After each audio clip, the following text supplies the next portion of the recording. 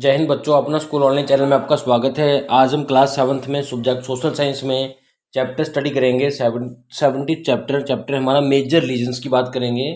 बड़े बड़े जो धर्म थे उस समय के, उनके बारे में बात करेंगे। तो चैप्टर शुरू करने से पहले आपको रिक्वेस्ट करेंगे, अगर आपने चैनल को सब्सक्राइब नहीं तो प्लीज़ सब्सक्राइब करें, वीडियो अच्छी लगे तो लाइक एंड शेयर करें। तो ये शुरू करते हैं चैप्टर को। In 6th class we have learned about the major religions which prevail during the ancient period. देखिए, छठी क्लास में हमने पढ़ा था जो मेजर रिलीजन में बड़े बड़े धर्म थे, ज़्यादातर मोस्टली जो ज़्यादा लोग जिनको फॉलो करते थे, उन मेजर रिलीजन्स की बात की थी हमने, जो कि एंशिएंट पीरियड के टाइम के थे।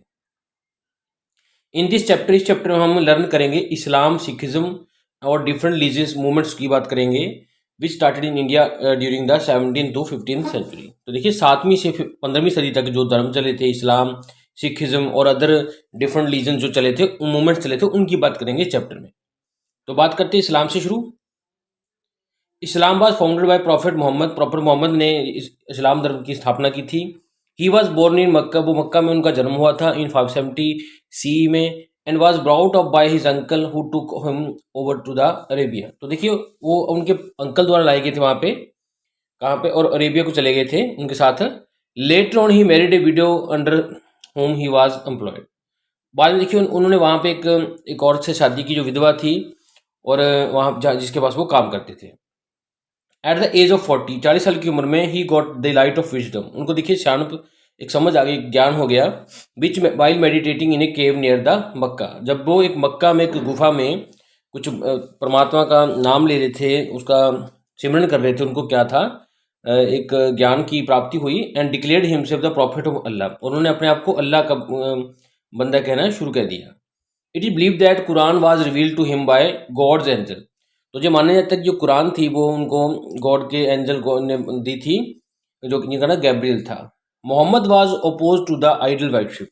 तो जो मोहम्मद थे वो जो ऐसे ही बिन मतलब में सोचे जो पूजा पाठ करते, आइडल वर्शिप करते, इसको बिना सोच समझे, उसके खिलाफ थे।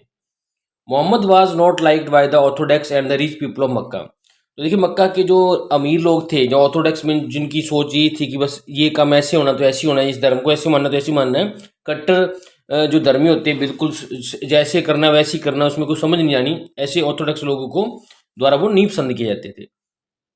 ही मूव टू मदीना, वो मदीना चले गए। Where he was warmly welcome by people, जहाँ पे लोगों ने उनका बढ़िया स्वागत किया, बड़े बढ़िया उनका उनको सत्कार दिया। After death of the prophet Muhammad, prophet Muhammad के बाद अबू बकर जो थे उनके फ्रेंड, वो क्या बने, पहले आदमी थे जिन्होंने इस्लाम को अपनाया। फिर ही बिकेम खलीफा, वो खलीफा बन गए। खलीफा क्या होते हैं, बहुत बड़ी पोस्ट होती है मुस्लिम्स में। तो खलीफा enjoyed full political and religious power. तो खलीफा को क्या होता है, राजनीति करने की, और जो धर्म में बहुत बड़ी एक पोस्ट होती है, तो इसको सभी जो अपनी पॉलिटिकल और रिलीजियस पावर मिल गई खलीफा को।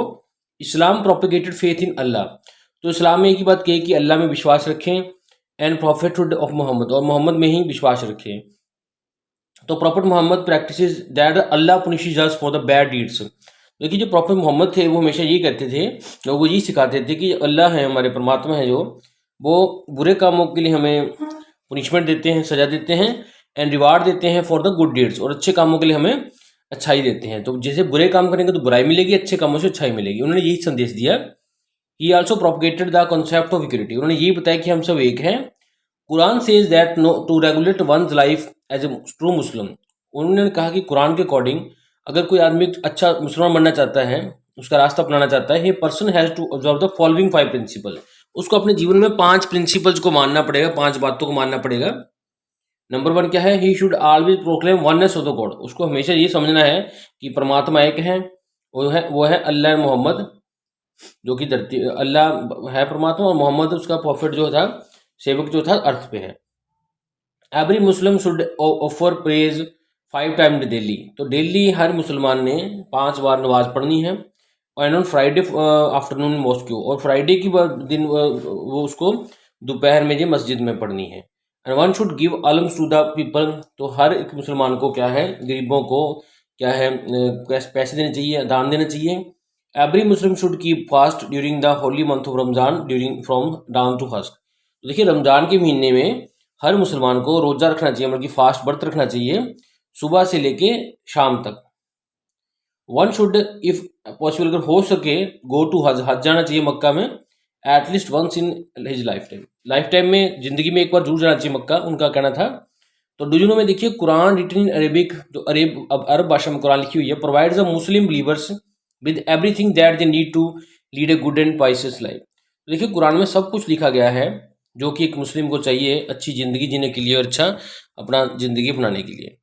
तो द ग्रेटेस्ट कॉन्ट्रीब्यूशन जो मोहम्मद की थी was the united was that he united the scattered Arab empire under one faith.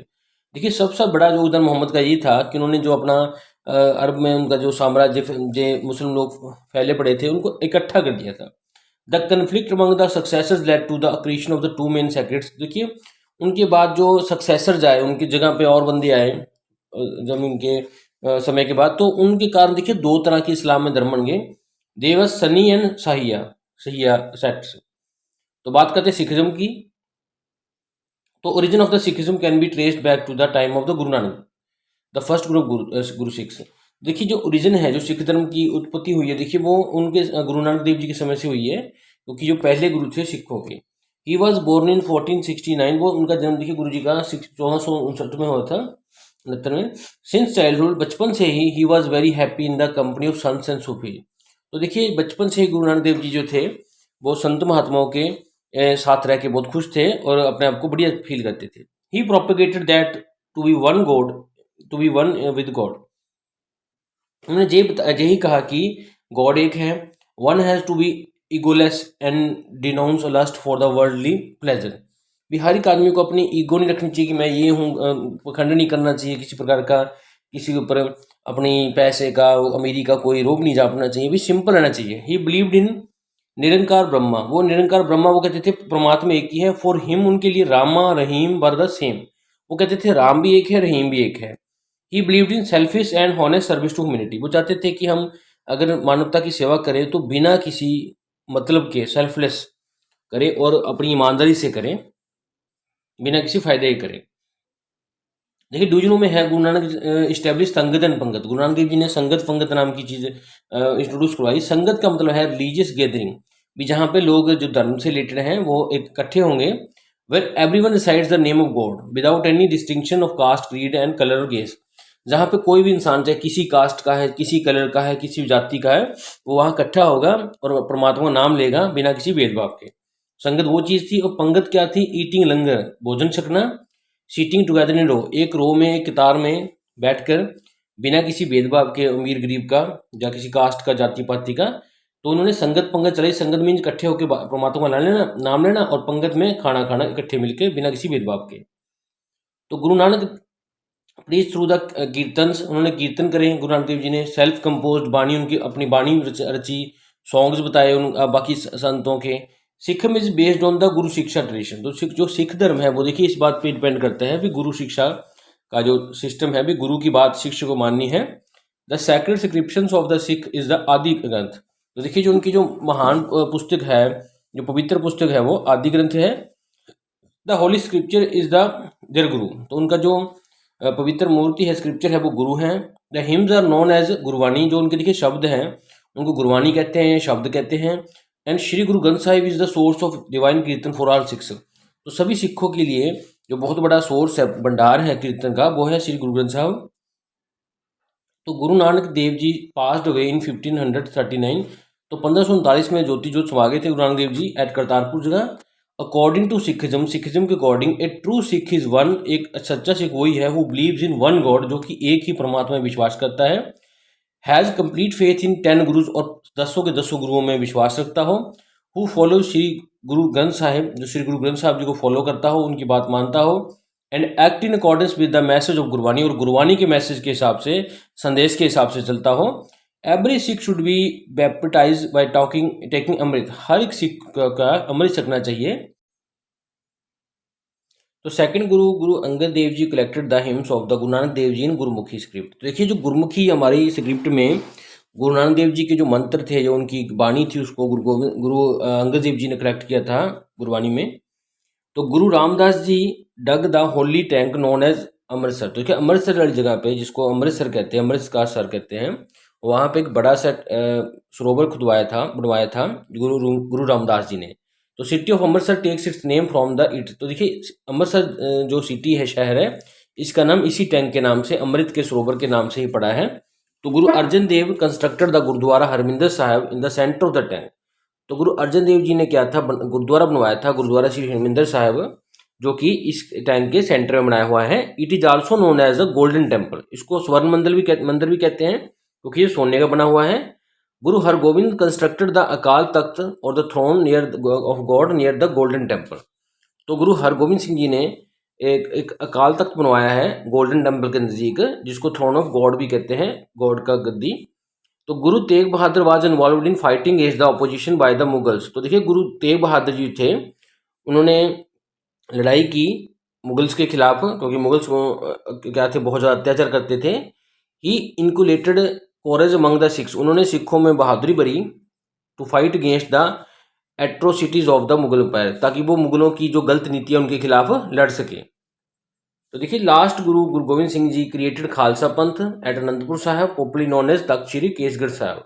तो देखिए जो 10वें गुरु थे गुरु गोविंद सिंह जी, उन्होंने खालसा पंथ की स्थापना करी अनंतपुर साहिब में, जिनको कि बहुत ही प्रसिद्ध तौर पे तख्त श्री केसगढ़ साहिब से जाना जाता है। और उन्होंने ये काम बैसाखी के दिन इन 1699 में किया था।